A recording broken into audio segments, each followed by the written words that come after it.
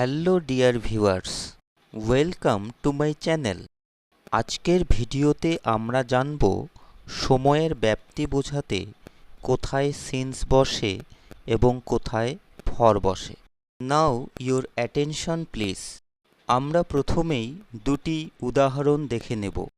প্রথম উদাহরণটিতে আমরা দেখতে পাচ্ছি he has been playing for 2 hours, অর্থাৎ সে 2 ঘন্টা ধরে খেলা করছে। এক্ষেত্রে সময়ের নির্দেশনা অনির্দিষ্ট, কারণ এই 2 ঘন্টা দিনের যে কোনো সময় হতে পারে, সকাল, দুপুর কিংবা বিকেল। এবার আমরা পরের উদাহরণটি দেখব।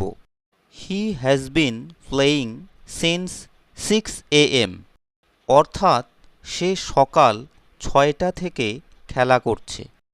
এক্ষেত্রে সময়ের নির্দেশনা নির্দিষ্ট, কারণ এখানে পরিষ্কারভাবে সকালের কথা বলা হয়েছে। তাহলে আমরা দেখতে পাচ্ছি ফর প্রিপোজিশনটি অনির্দিষ্ট সময়কে উল্লেখ করে। অপরপক্ষে সিন্স প্রিপোজিশনটি নির্দিষ্ট সময়কে উল্লেখ করে।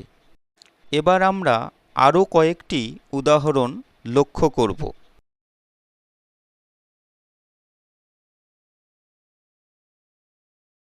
প্রত্যেকটি ক্ষেত্রেই সিন্স নির্দিষ্টভাবে সময়কে উল্লেখ করছে এবং ফর অনির্দিষ্টভাবে সময়কে উল্লেখ করছে।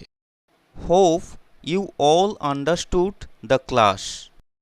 In my very next class I will be present with present continuous tense.